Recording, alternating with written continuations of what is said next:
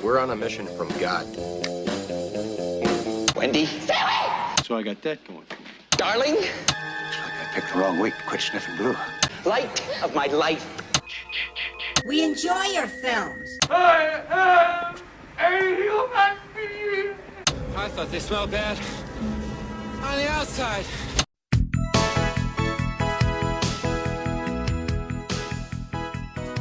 Welcome to Vintage Video, where we're rewatching the 80s so you don't have to.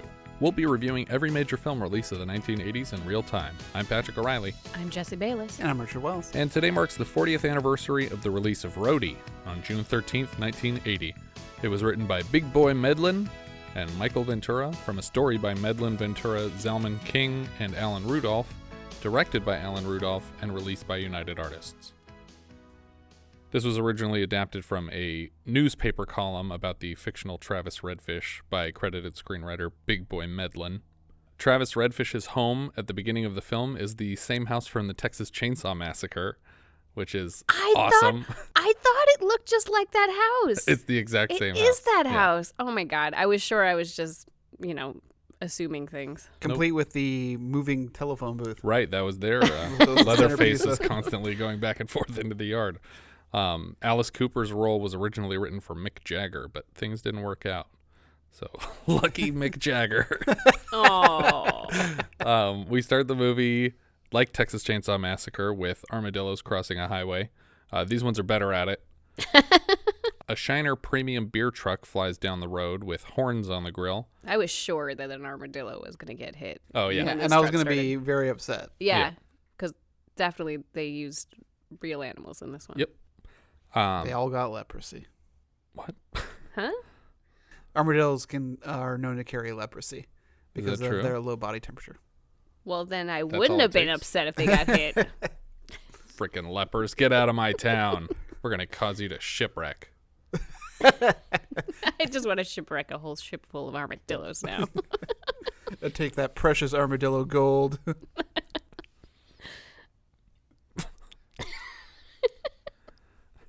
The truck pulls up to the massacre house, and inside we pan across a pile of televisions. They're all displaying static, and at the end of the pan we see Art Carney in this bizarre automated wheelchair.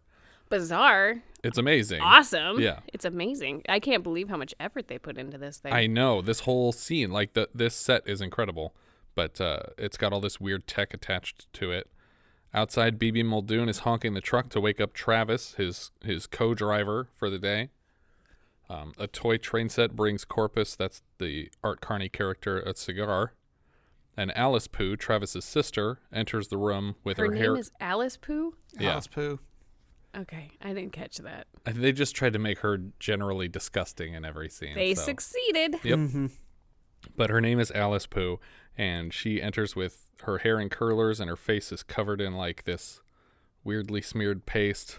And she's vacuuming everything in the room, including Corpus.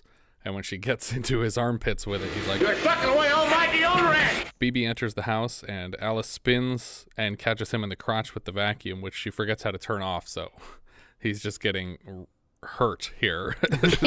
There's a struggle going on. When Travis suddenly lowers from the ceiling on this support beam, like he's on stage, Corpus slaps a remote because he's not able to get any of these TVs to work, but then he hands it to Travis, and voila, all the TVs work immediately. He's the tech guru that probably built all these things and keeps them working. I wish that they had leaned into that a little harder in these early scenes because it didn't become evident till later that that's what they were implying. Yeah. I think this is really the only hint of it you get, is that he pushes a couple buttons on the remote and that everything works, and then you're like, oh, he's the genius. Yeah, I mean, we see a lot more of the little contraptions in the house later in the movie, but I think this was the time to establish that. Yeah. Once all the TVs come on in unison, they're all playing different channels at the same time, and we're just hearing a bunch of different clips over the top of each other. But the one that stood out was, and it cuts off. But everybody says morning back and forth, and then BB and Travis start driving. They're dancing to radio music, and I don't think they could hear a song playing. I think they're just dancing, to a beat maybe, or maybe not even a beat. Meatloaf's dancing looks like when Paul Rudd is pretending to dance badly. I don't know how else to describe it, but it's that to a T. They pass a broken down RV, and Travis sees a woman hanging out of the back window, and he says, Phoebe? That's the first woman I ever really cared for as a human being. What the hell are you thinking about? So he slams on his brakes, and they back up to help this RV. Meatloaf gets under it, and he's trying to fix what is not the clutch. Ace told him it was the clutch, but it's not the clutch. Excuse me, sir, but this thing don't even have a clutch. It's an automatic. Hey, this thing ain't even got a clutch. It's an automatic, and the linkage is bull squash. And he asks for a nail file, and that's when the girl steps out of the RV with one, and she climbs all the way under the RV with him. She says that she's going to be the greatest groupie that ever lived, and then has to explain what one is to Travis, because, as we'll learn, he doesn't know, like, any words that are used outside of his county, basically. Rock and roll is the greatest energy of our time, and groupies are the spark plugs of rock and roll. She tells a bunch of romantic rock and roll stories, like when Jerry Lee Lewis married his 13-year-old cousin. With true love, anything's possible. Suddenly, two trucks are passing at the same time, and Ace is standing in the middle of the road and almost gets hit by them as they're passing him, and he collapses in the road as they go by. He begs Travis to go on tour with them to keep the van in working condition. Is that why? Basically, he doesn't think that they can make it to the show in time, and this guy fixed it real quick, so they're impressed, and he's like, come with us. Oh, okay. I didn't realize it was because they thought they were going to break down again. Oh, what's the girl's name? Lola. Lola Bouilliabase. Bouilliabase. That's her full name, Lola Bouilliabase? Mm-hmm. Every time she said that, I thought she was like accidentally saying the name of a soup. She tells him she has a dozen ways to say please, but the one that works is just saying please here, because he turns to BB and says, I owe you Thanksgiving and Christmas, and agrees to join the tour. So he's going to get them to Austin as quick as he can. Travis takes over driving from Bird, who keeps fucking up the transmission. And we hear a song play about roadies, who are the guys that make rock and roll roll. Lola is teasing Travis in the front seat for not knowing who Alice Cooper is, and claims that he invited her to New York to have dinner. She says, you'd love Alice. He's so skinny, which I'm not sure, is that a dig at his weight? I think so. Because that's the only time that anyone mentions his size in the whole movie. It just felt weird for her to say that there. Yeah, I don't know what that's referring to. Other than it's just like, I'm really into skinny guys. But they get to Austin for the show 2 hours late. The crowd surrounds them in the parking lot, and they're all shouting for the roadies. Travis doesn't even know what the word means. Mohammed Johnson gets in the RV, and he tells them they have 10 minutes to set up the audio equipment. You got 10 minutes, Ace. Precisely 10, or I'm gonna rape your career. This line killed me. I don't know why. He says it like 3 times in the movie, and every time I crack up real hard. So Lola basically volunteers Travis's help to get things to the stage, because Bird's having a breakdown. He doesn't think he can do it, so she's like, the 3 of us? And he's like, excuse me, 3? So she basically promises Travis sex if he helps, but later she explains that she's saving herself for Alice Cooper, so she's not. And there's also another reason, which she'll get into later. Yeah. The crowd explodes into applause when Redfish finishes assembling the stage, which has never happened and will never happen. This whole act of him being like world famous Roadie is reminiscent of in Roadhouse, how Patrick Swayze is supposed to be a world famous bouncer, and it's like, no, nobody knows the name of a bouncer. Like, you just walk past this guy, you don't even notice this person ever. Well, they do have a song about him later. Yes. So he becomes famous because somebody writes a song about him. Right, for this movie. It would never happen in real life. Muhammad calls him the Ali of roadies because he's the fastest he's ever seen, and he's a champion. But he keeps calling him by the wrong name. I don't think he says the same name twice here. Here he calls him Red Dog. Hank Williams Jr. takes the stage, and he thanks Travis on his way up. And he performs for this tiny venue of, maybe 100 people in this bar. Lola's the only person dancing on the floor. And then Muhammad says, I'm so impressed with this Redbird, I'm going to put you in charge of the next tour. Lola sees Roy Orbison across the room, and she basically steals Travis's entire pitcher of beer to give it to Roy Orbison, I guess. I don't know if it was like a greeting, like, hey, here's a pitcher of beer for you. But he stops her and tries to wrestle it away on the way there, and they dump it over the head of a woman wearing a sash sitting at a table. Her brother stands up and a fight ensues. Lola makes it to Roy in the corner and they talk for a minute before he's escorted to the stage. And together Roy and Hank play a song to try and quiet this fight. Everyone puts their hands over their hearts because it's a Texas song and everyone has to pay attention and be professional. The Shiner beer truck swings into the parking lot, and the big brother of the girl covered in beer picks a fight with Redfish. BB tells Travis not to do it, that's Tiny Thompson, the biggest damn neck in the Southwest. And Mohammed puts all of his money on Red Herring. Which I wasn't sure who he was talking about, because the other guy had red hair, and I was like, who are you betting on? I don't know who you're betting on. He's so impressed with Red Dog, Red Wagon, Red Herring. Redfish that it's clear here, I think. The two of them square off, Travis and Tiny, and they're kicking at the ground like they're bulls, and then they crash heads in the middle of the dance floor, and Tiny is basically knocked out of the fight, but Travis goes into what's called brain lock. Yeah, I didn't understand this one bit. Yeah, it's a recurring thing over the course of the movie, but whenever he injures himself sufficiently, he enters brain lock, and the only way out is a pitcher of beer. So if you give him a pitcher of beer, he'll be fine. In the meantime, he's saying weird things like, My bowling ball's frozen in a footlocker in Chicago. BB tells them the secret that a pitcher of beer will unlock him, and he says, who would win in a fight between Mamie Eisenhower and Billy Graham? How about Bo Diddley and Kate Smith?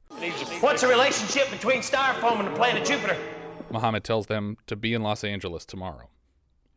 The whole team, including Travis. But the original plan was for BB to meet him here with the truck, and they would just pick him up and leave. Yeah. Go on and do whatever deliveries they were meant to do for this beer truck. But he got trapped in brain lock. And it doesn't seem like the beer that he has here at the table gets him out of it. BB goes and gets him a pitcher, and he drinks it with this really cool, like, blurring effect of him pulling the pitcher up to his mouth. Well, I think that's why I had no idea that the beer was supposed to get him out, because it didn't work. Well, he didn't finish it. He doesn't finish it until he's on the plane, and that's when he comes out of it. Oh, okay. I missed that detail then. As he's drinking it, he says, naked sailors who pass in the night are sometimes scared shipless. I don't know what that means. In Mohammed's car, they're watching an interview on a small black and white television. I think this is Gerald Ford. The guy on the left side of this conversation looks so much like Gerald Ford, but I could not find what this interview was at all. I think it was made up for the movie. Well, whatever it is, the guy on the right is saying that it's the Jerry and Hank show. Mm-hmm. And the guy on the left looks a lot like Gerald Ford, and they're having a very weird conversation about movies these days. Like they never put enough money into a chase scene. Right. So they're all sitting in this car waiting for their driver, and then Lola coaxes Travis into the car, and he just speeds off screaming and immediately entangles himself in a high-speed chase with like 3 or 4 police cruisers that were right outside the club that they left.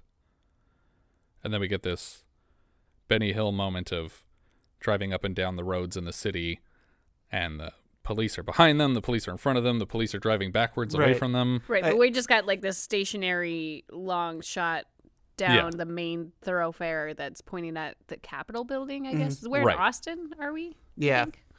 Yeah. Oh, yeah, and then I made the joke. It's like, it's like Benny Hill, but Capitol Hill. But the road is playing the part of like the hallway, and all these roads are playing the part of the doors in the hallway. See, and I put Scooby-Doo. Yeah. Oh, yeah, Scooby-Doo, same thing. Scooby-Doo's my go-to for that, but yeah. But if they'd have put Yakety Sax over this, it would have made just as much sense. Mm-hmm. We see, I think, a drunk guy pull up in a car and kind of love tap a parked car, but he leaves his car double parked in kind of a lane of traffic. And then the police come down the street, and one of them just plows through the back of this car full speed and just completely destroys it. Well, that's right after a line from that Jerry and Hank show where they say, like they're afraid to kill people in these car chases. Yeah. And then I was like, so is the implication that this guy just died? Yeah, I don't know what they're saying. But yeah, they're saying that nobody knows how to do chase scenes anymore. And then the co-host says, now, when Max Sennett did chase scenes, people actually got killed. That's what I mean. Nobody dies for comedy anymore. And then you see this police car go flying through the parked one. But there's no reason he would have hit it. Like, it was just wide open. There was no lack of visibility. Mohammed says to take a right here, Red Sox, and Travis drives into the back of a plane at a small airport. And I totally called this. They would just fly out? Yeah, because I was like, the police are right behind him. The only way they're going to get away is if he just drives right into a cargo plane. Or another truck. Yeah. And I was like, oh my God, they did it. Yep. I was so proud of myself. Which I think they do in season 1, episode 5, The Heist, where they're getting away with the diamonds and they drive into the back of that cargo plane. Right, I'm going to presume we're talking about MacGyver. Yes, we are. Because they do that great stunt where they drive the car out of it. And then they set up a parachute on the car, right? Yeah. Yeah, that's crazy. So the cops all move out to the tarmac because they lost track of this car, and they stop long enough for this plane to go directly overhead, which I really wanted, like, the wash of the plane going over to, like, throw all of them to the ground, like Pushing Tin moment, but that doesn't happen. They don't seem to react to it at all. But then they notice that the Shiner beer truck is coming up on them fast, and BB's driving it, and he's just screaming with surprise. Damn you, Travis, now I'm gonna be stuck doing everything. Here comes that beer truck.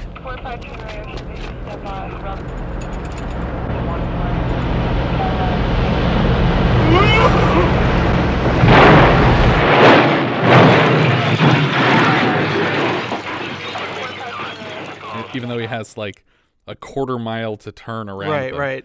But it's like the Austin Powers steamroller. Exactly. No! But he plows right through all these trucks and lands on top of one of them.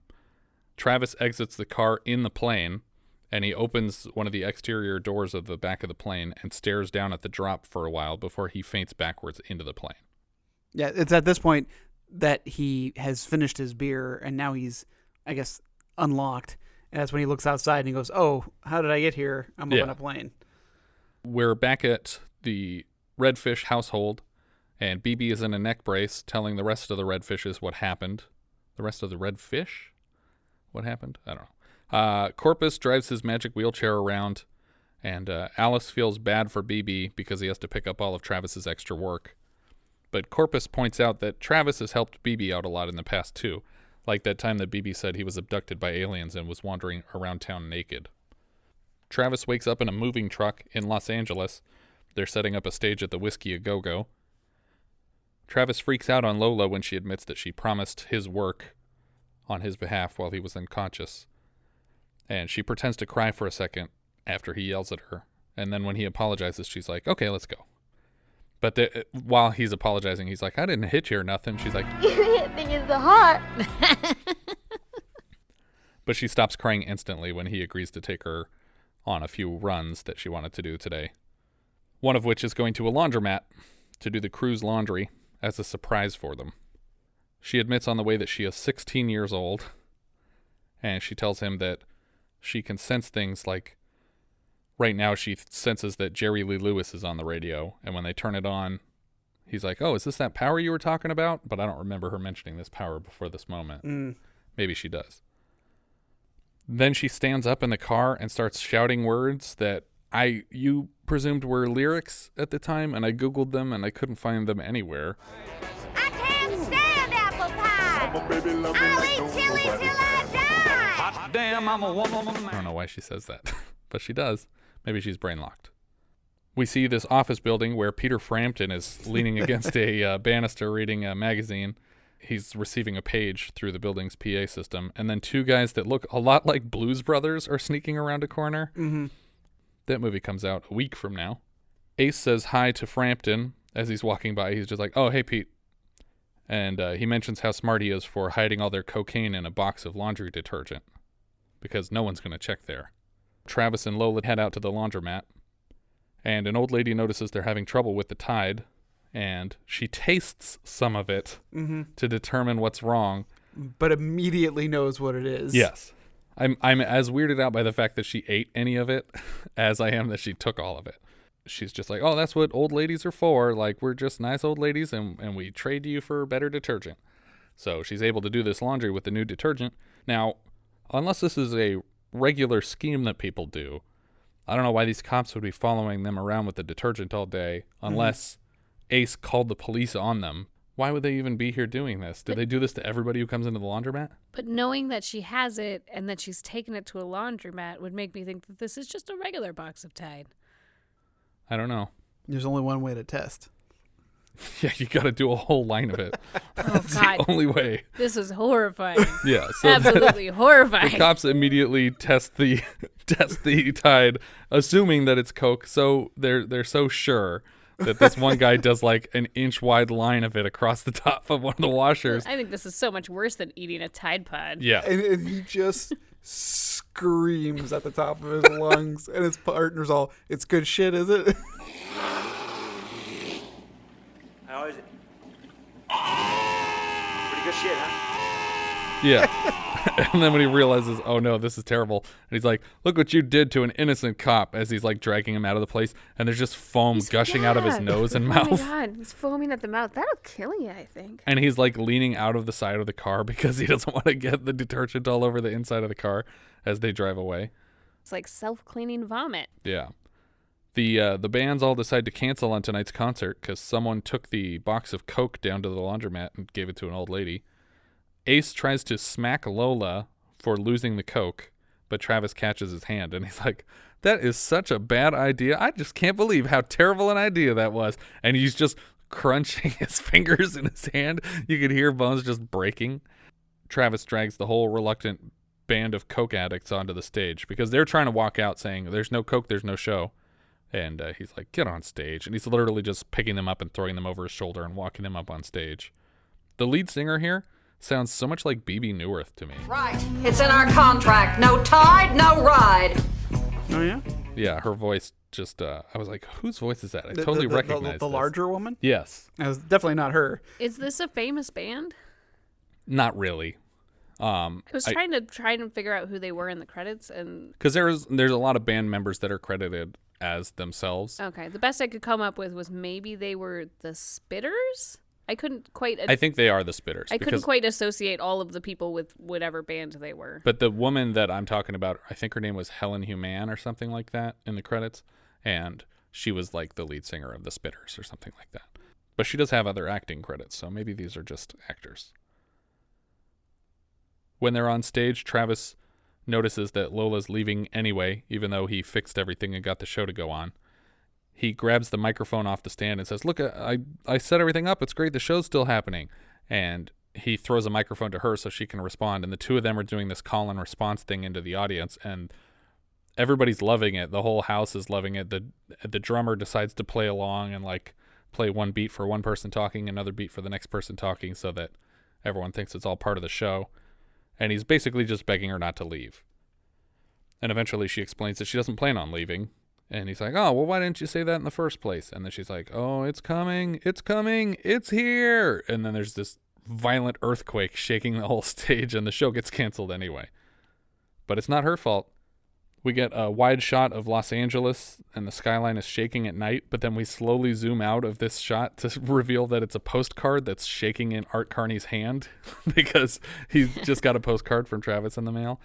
Half of this postcard was written by Lola, who says, hey, you don't know me, but I love you guys. And they're just really, really sloppily eating chicken wings. Oh, God, this is so God, gross. yeah. The Alice Pooh has like orange lipstick from the chicken wings that she's eating, and she looks super gross. It looks like a John Waters character. Oh, yeah. They're reading the address that it was postmarked to, and Alice Pooh says, Pomonia? And then BB says, Pomono. And then Art Carney takes it when he's like, that's not what it says. It says, Pomano. So they're all wrong about how to say Pomona. But I also liked earlier when they're in the car and BB's talking about dancing, and he says, I'm like that John Travolta. He's like, who? And he's like, Travolta. You need to get outside of this tiny town. Like, he knows everything. Travis flirts for a minute with Lola in a hotel room while she's preparing dinner for him. Yeah, this this scene. Yeah, this whole scene was infuriating. He's just duplicating what he's seeing on TV. Yeah. As if he's being funny. Yeah, so she's talking about how she doesn't like spiders, and she sees one in the kitchen, and he's watching a movie about spiders, so he makes a joke that there's spiders in the room, and she's freaking out. And then he switches to a cowboy movie and pretends he's a cowboy, and he sneaks up behind her with like a brush. He has like a pick. Yeah. he tells her to drop her drawers, and she's like, oh, what are you doing? Get out of my way, and like pushes him away so she can get back to the kitchen to finish making food. And she starts to bring over this big salad, and he just grabs her from behind, pulls the salad out of her hands, dumps it completely upside down over the television, and then throws her on the bed. And she's clearly not into this. Like, she's asking him to stop repeatedly, and then he climbs on top of her on the bed, this 16-year-old child. She reminds him that she already told him she's saving herself for Alice Cooper, and he's very angry that this child won't sleep with him. So he slaps her TV in anger, and there's this weird, like, the rabbit ears pop up in the air off the TV. I think that was actually planned because there's so much work that goes into these jokes that just fall flat in the movie. But I'm pretty sure that was on purpose, that it flies up in the air that. But what was the purpose? Just to be funny. But he slaps it and the rabbit ears go flying up, and then he says, I am leaving because your television doesn't work, because he just broke it by slapping it. And then sparks start to fly out of the TV as he's walking out of the room. Don't you tell me what I should do, and don't you tell me what I shouldn't do, and especially don't tell me how to waste my time! Where are you going? I'm going to my room. Because your television don't work! But the popping sound of the TV being electrified is suddenly mixing into the sound of the rest of the crew slapping at a vending machine that they can't get to work in the hallway. And they ask him for help, and he just picks it up and throws it in the pool. Like, that's helpful at all. Travis grabs Bird, and they head out to go get drunk. I really like Bird in this scene, actually. They're just talking about women, but Bird doesn't really have anything to contribute to the conversation. And Travis is just listing off different kinds of women. He's like, tall women, short women, ugly women. And every time he finishes a line, Bird just goes, women, for no reason.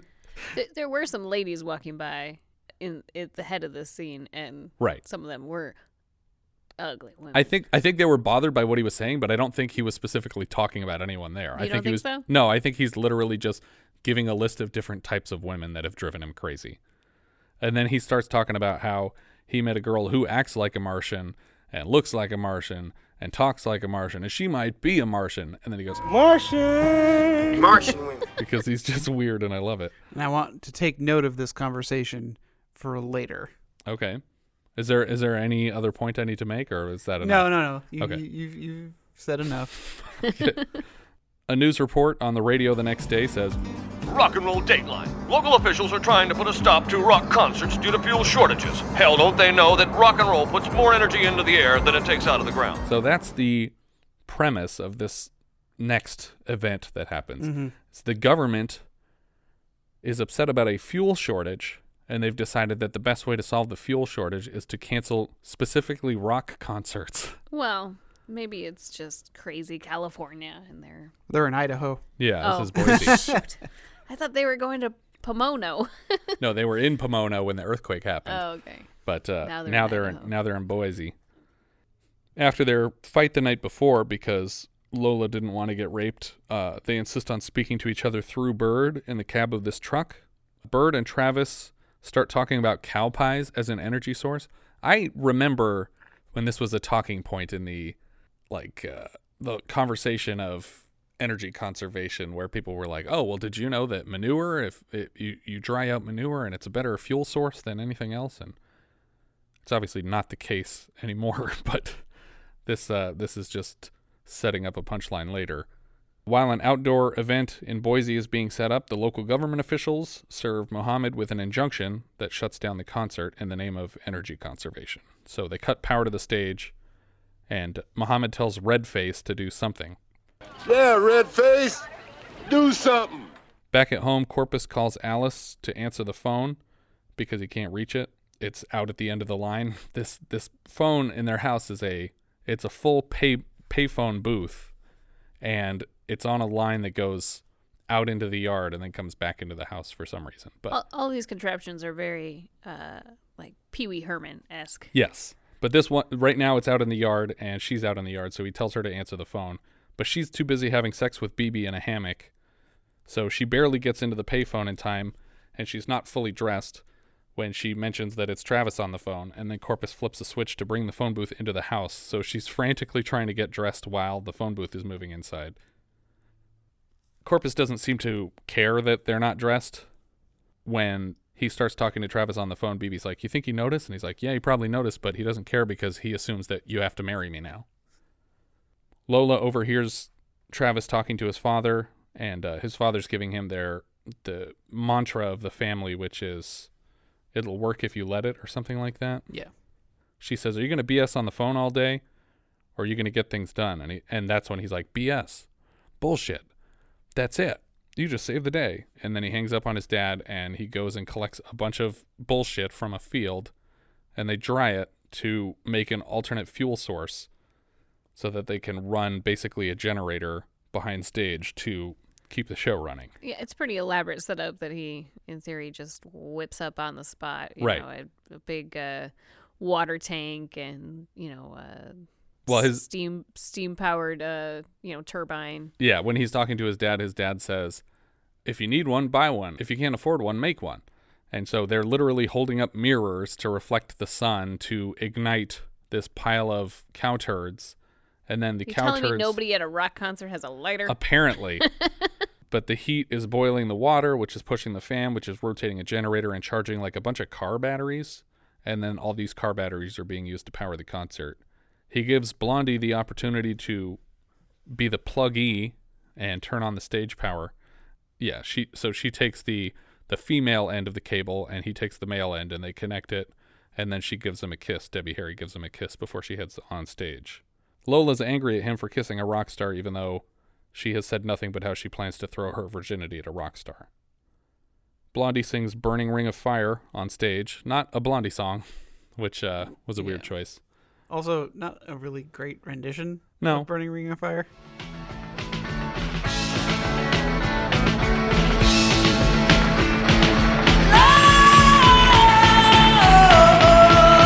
Is a burning thing.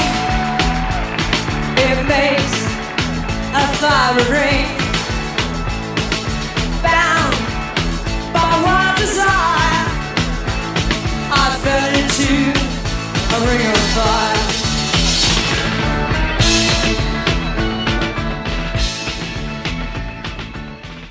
Lola starts knocking on trailers to get groupie practice.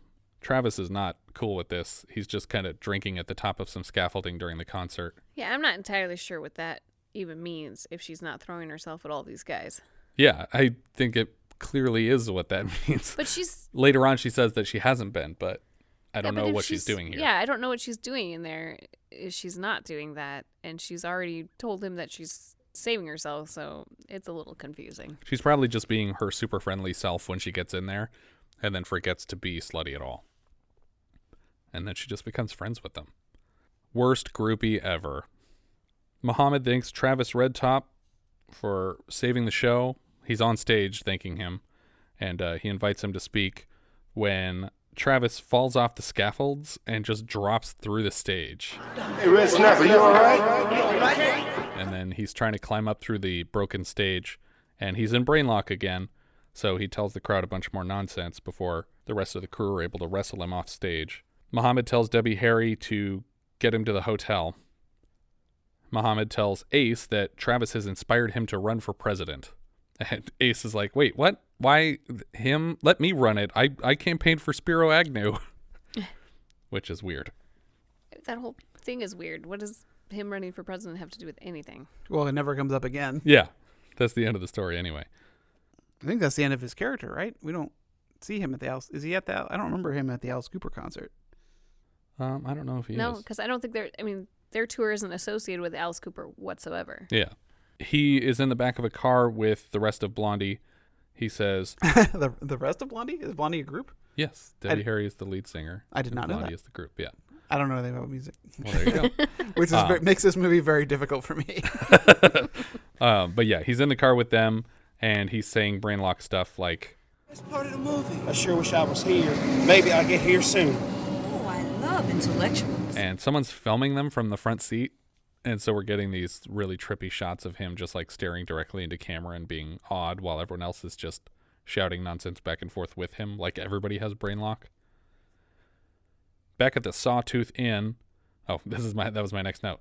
Back at the Sawtooth Inn, everyone seems to have brain lock. Debbie Harry suggests that Travis try being a mad bomber or sniper, and people are just lighting rags on fire and tossing them around the restaurant.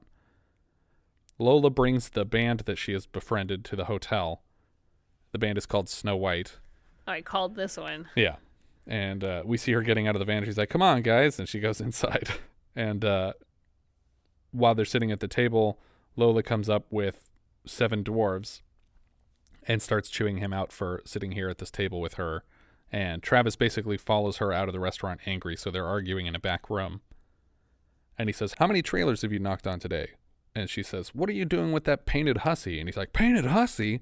They start fighting here, and they start going to these piles of tires because apparently like a tire company is having their annual party here.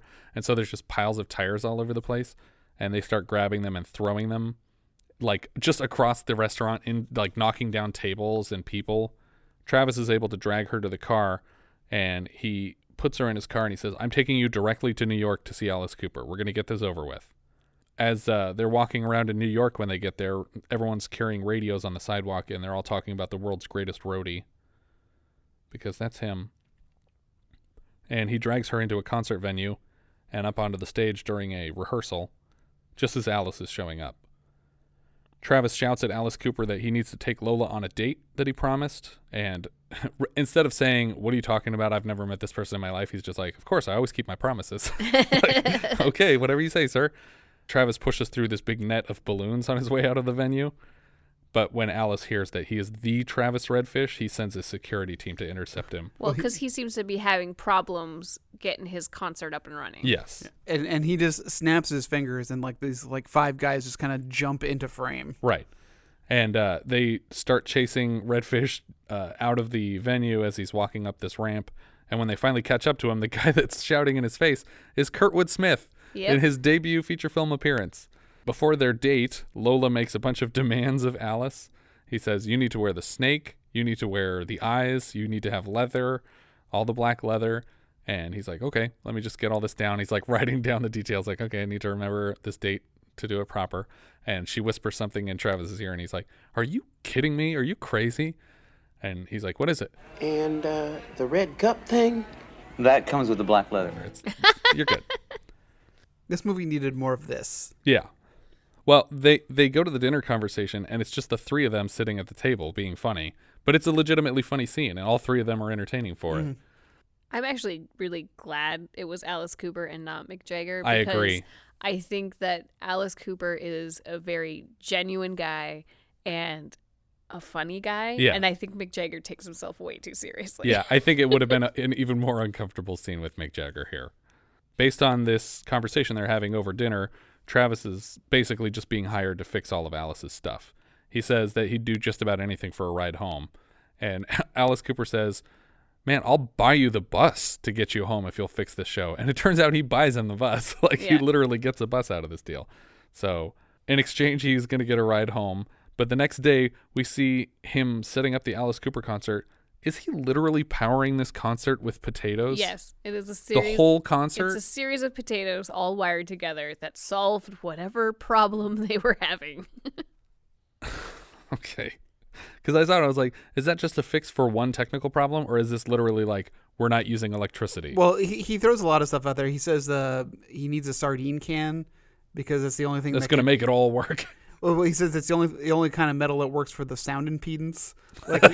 He's got like he knows exactly all the materials he needs. Yeah. To make it perfect. What do we call him, like rock and roll MacGyver or something? Yeah. And not to jump ahead, but during Alice's show, it's all sparking. Yeah, I thought it was going to go wrong. Yeah, but nope. I guess that's just how it's supposed to work. Yep. Lola is sitting in the middle of the audience seating area, watching the rehearsal, and she notices that she's falling in love with Travis and not Alice. Back at home, Corpus is using a wrench to adjust Alice Pooh's braces. She's in a wedding dress, so the ceremony is imminent. Travis calls, and Corpus says, hey, you better get here soon because your sister's getting married.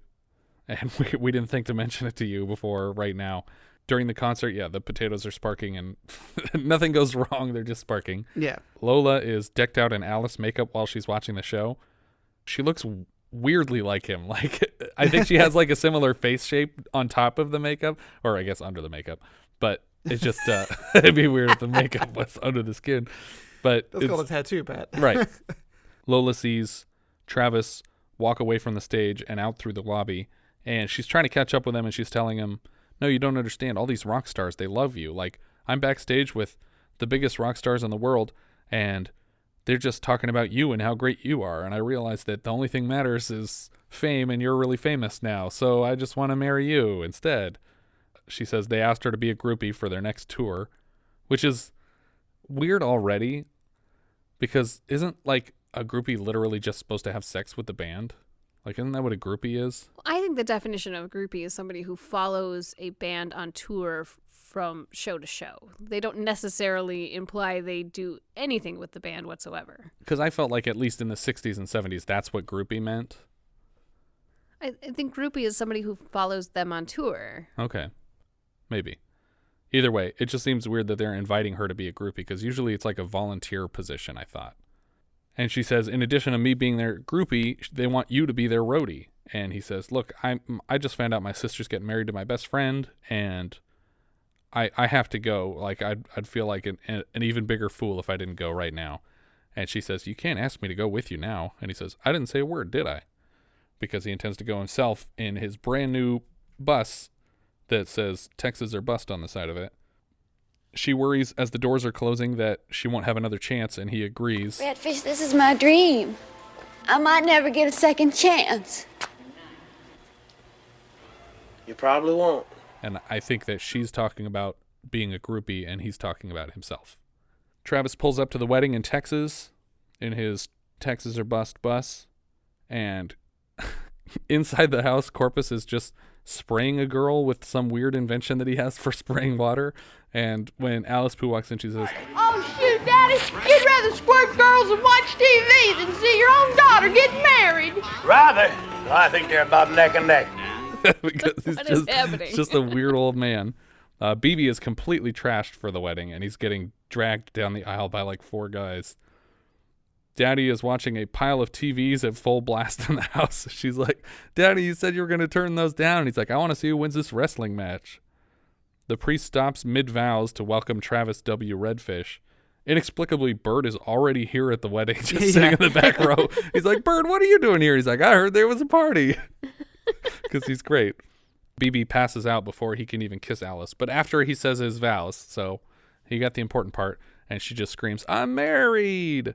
And then she proceeds to consummate the wedding. Right, she just jumps on him.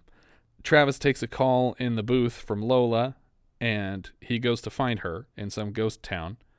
And when they meet up, I don't know why she's here. Like, she tried to get to him and her car broke down halfway there or something. Did she explain? No, it's just she's there. Yeah. I guess she couldn't find out exactly where he lived. Yeah. So he goes and meets up with her, and Bird found the address, but she has no idea.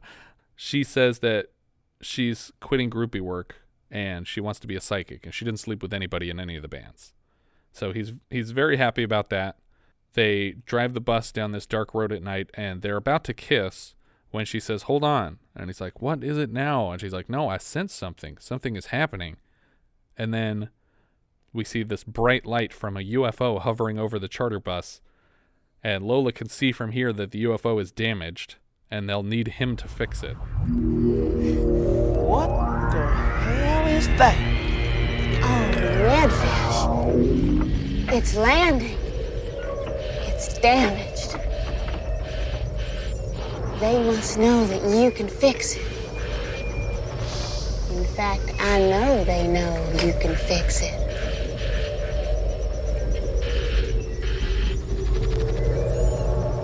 Let's go fix it together.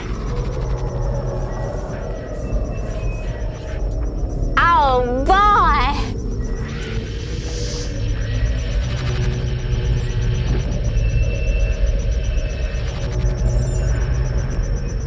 Why is my life so much tougher than everybody else's? So she says, I know that they need our help. Because she's psychic. Right. I was like, is it because he referred to her as a Martian before? Yes. Was this supposed to be some kind of subtle clue that maybe she in fact isn't? She could be a Martian. Yeah. I wouldn't rule that out. And there was a plan for a sequel about them fixing this UFO so these aliens could go home. I feel like that would have been a better movie. The plan here was to show the actual UFO, but a cable snapped on set and the ship was dropped and destroyed. Oh, no! Before they got any footage of it. Oh, So that's a huge bummer. sad. Especially for whoever put this thing together to be like, what? You broke it and it's not going to be in the movie? Thanks, guys. That's the end of the film. Well, at least the aliens stopped some statutory rape from happening. That's true. So, God bless you, aliens. This was directed by Alan Rudolph. He has lots of stuff, but the only one that I really recognized was Breakfast of Champions, which is it's a Bruce Willis starring adaptation of a Kurt Vonnegut story. Which was like way later. I mean, yeah, it was late 90s. Late 90s, yeah. The writer here, Big Boy Medlin, he now writes awards shows for the E! Channel. So that's where that guy went. Writer Michael Ventura, basically just this and a movie called Echo Park. And other than that, it's been documentary and a little bit of TV. The story credit here was Zalman King. That name sounds familiar to a lot of you, and you're probably men. He's a director of a lot of erotic content, including The Red Shoe Diaries, starring Fox Mulder and Joey Tribbiani, that was later adapted into a full Showtime series. Meatloaf played Travis W. Redfish. He was Robert Paulson, Bitch Tits Bob in Fight Club. He was Eddie in the Rocky Horror Picture Show, and he's Jack Black's dad in the Tenacious D movie. I feel like that's just perfect. Yeah. Ideal casting. I feel if Jack Black was at his peak when this movie was made, he would have been the star of this movie. For sure, yeah. Because his dad is, in the Tenacious D movie, his dad is like mad that they're making rock and roll because he's like an old preacher. And he has some really great songs in the Tenacious D movie. And it just feels like B-sides of the Rocky Horror Picture Show soundtrack. It's just really great music from him. Kaki Hunter was Lola, what is it? Bouilliabase. Bouilliabase. Lola Bouilliabase. She was Wendy in all three Porky's films, which I forgot there was a third one, but there's a third one called Porky's Revenge. And she's also Patty Sutherland in Willie and Phil later this year. Art Carney was Corpus C. Redfish. He's from The Honeymooners, and he was in Defiance. He was the guy who let Jan Michael Vincent use his phone. Mm-hmm. He was Arnold's cousin, his favorite cousin in Last Action Hero. Gailard Sartain was B.B. Muldoon here. Yeah, we just had him as the cop in Hollywood Nights, and we mentioned there that he was in a bunch of Ernest movies. Yeah. Don Cornelius was Mohammed Johnson. He was the creator and host of Soul Train. Roy Orbison was himself. He's a musician. You might recognize him from Henry Winkler's Ass in The Waterboy. Same Hank Williams Jr., musician. Hamilton Camp played Grady. I forget who Grady was. But he played Meteor Burt in Joe Dirt. That's the guy who explains to Joe Dirt that what he found is not a meteor, but a Boeing bomb. He also does the voice of Ayal Ghul in Aladdin, the animated series. And he's the voice of Gizmo Duck, Fenton Crackshell, and Jock Newbody in Darkwing Duck and DuckTales, the original. And he did Barney Rubble's voice in the 80s. Debbie Harry was obviously herself. She performed the theme to American Gigolo earlier this year, Call Me. She played a neighbor on Pete and Pete, and she was Velma Van Tussle in John Waters' Hairspray. Alice Cooper was himself here. He's a famous musician, renowned, decent guy.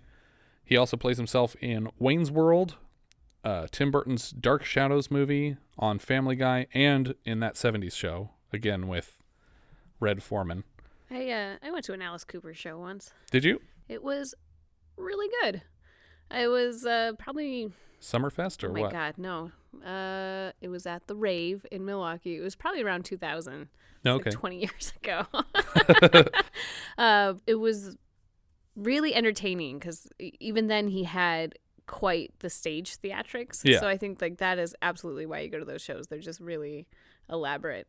There's a great They Might Be Giants song that has like the names of 20 or 30 different Alice Cooper songs in one They Might Be Giants song. It's like, no more Mr. Nice Guy. I love the dead. The whole song is just composed of names of Alice Cooper songs. That's great. Oh, you know what? There's one more Alice Cooper credit I wanted to mention. He played Freddy Krueger's father in the 6th installment of the Nightmare on Elm Street series. Yeah. which was, I think, New Nightmare, after they were numbering them and they switched over to the new set, unless I'm wrong. Well, Wes Craven's New Nightmare was the one where the movie was real. Was it in 92 or? I think it was later than that even. Then I'm thinking of the wrong one. I think the one that Alice Cooper was in 91 or 92. Maybe it was the 6th movie. Oh, you know what? It was the Final Nightmare. That's what it was. Okay. Yeah. So it was the last one that they numbered and then they rebooted for the New Nightmare. Right, which was like a behind the scenes horror film. It was weird. Was it? Yeah, so it was all about the actors and Wes Craven and how the creating the Freddy Krueger franchise brought him to life. Okay. It's really good. It's this weird twisted tale. Well, we're gonna live through that franchise in real time because I've yet to see any of them. I've seen the first 20 minutes of the third one and I was like, this is amazing, but I want to watch these in order. So I feel like if you're going to put Alice Cooper in, though, wouldn't you call it Welcome to My Nightmare?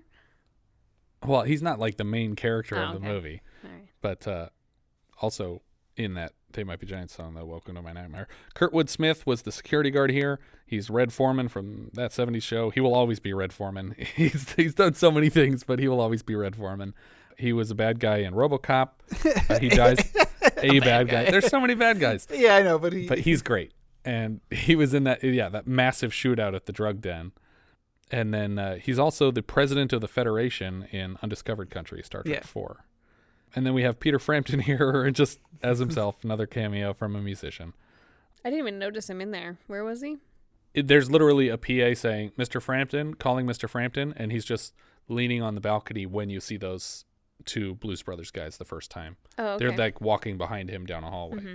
It's just like one of those random things. It kind of reminds me of Weird Al's cameo in Tapeheads. When I don't remember that. John Cusack's trying to get his attention and Weird Al just pushes him down to the ground and walks away. That's awesome. That was a weird period for John Cusack. He did a lot of like music-centric films. Mm-hmm. But I guess him and Tim Robbins must have hit it off because he brought him back for the other one, High Fidelity. Yeah. What else do we have to say about this? I think that the tour with the original gang with Ace and Mohammed is the worst part of this movie. I liked everything that happened at the house, and I liked everything that happened with Alice Cooper. Yes. And I felt like you get all these glimpses of what could have been a really fun like adventure movie / concert film. This is the closest thing to a concert movie that we're going to cover because we get like 3 or 4 full songs in this movie. Well, I think the Loretta Lynn one, the Coal Miner's Daughter, is pretty concerty. That's true. Yeah. The only thing that got a genuine laugh out of me was the guy inhaling the tide and then just flipping out. Oh, God. So uncomfortable. I was just in a fit. I think because I needed it. I needed to laugh. Yeah. I wasn't laughing at this movie. That's why they should have leaned in more at the beginning to him being sort of an inventor type. Yeah. You know, establishing that he's the reason that this house has all these crazy contraptions, because that's a really interesting backstory to why he's a good roadie. But also, you did so much work for this one set, and then everything else is like single-serving sets that we never come back to. So it just makes it feel like this scene is like a full-budget movie, and everything else is just like shooting on the fly, which it probably was, but it made everything else look so cheap. Spent everything on that spaceship that crashed. Yeah. Yeah. But it was just, it was weird. Yeah, leaning in more, Jesse, is is the best way to put it, because I feel like this movie had these really great wacky scenes, and if the whole movie was like this, maybe I would have had more of a liking to it. And we could cut all the brain lock stuff. Well, it didn't make any sense. Yeah, or you get a smarter person to write the stuff that he says when he's being weird, because it just sounded like something that most people could come up with off the top of their head. Well, or have a payoff to it. I don't even understand what the point of it was. Yeah, it never really like had a punchline that was like, oh, well, now he's in brain lock and it's good for us. Or like the audience loves that you're making no sense. Exactly. Because I was waiting for him to be brilliant in brain lock and like come up with something that saves the day. Mm-hmm. Yeah, but that didn't happen. Up or down, Jess? I'm going to give it a down. There's a few moments that are worth watching, but as an overall movie, I'd say no. Yeah. Richard? Yeah, it's going to be a down for me. I think the most worthwhile thing in this movie, because I even feel like Meatloaf wasn't ready to be the main character of a movie yet. I think that Art Carney kills it. Like, everything he says is really funny, and he has this really densely like developed character that he understands all these different aspects of, and nobody else is this well written as this character. Like, he's the one who does weird stuff and watches TV at his daughter's wedding, and there's a moment when Travis first comes home, like during the wedding, and he walks in the door and he's like, Hi, Daddy. Hi, son. like, it just like felt really fun, and it was just like, there should have been more of these two. Letterboxd. Richard, where's this going? I'm putting it, actually, it's going to be my number one, just below the Windows threshold. So it's just below Windows. All right. Which is just above Best Small Circle of the of Friends. intolerable film. Mine's a little lower than that, unfortunately. It goes just below To All a Good Night and just above Fatso. It's about 16 up from the bottom, I think. Mine, also just above Fatso, but for me, that's just below Nijinsky. I think that's about it for this one. If you guys have any thoughts you'd like to share with us, we are Vintage Video Pod on Twitter, Facebook, Instagram, and Letterboxd, where, as I've said before, you can find each of our full movie rankings for the year. We can also be found at vintagevideopodcast.com. Please consider rating us on iTunes to help people find the show, and if you take the time to leave us a review, we will thank you personally in an upcoming episode. If you're feeling especially generous, you can support the show through patreon.com/vintagevideopodcast. Thank you so much for listening, and I hope you'll join us next time when we'll be discussing Holy Moses, which IMDb describes like so. Harvey and Zoe, two tourists traveling through Israel, discover an ancient scroll describing the life of Herschel, the man who was almost Moses. We leave you now with the trailer for Holy Moses. You all know the story of Moses.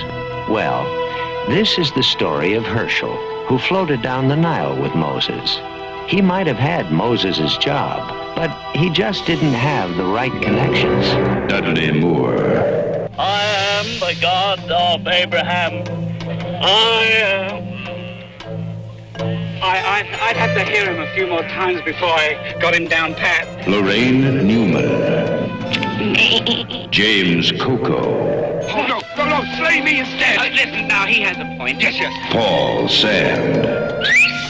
Party time! Jack Guilford. I wouldn't have hit him there.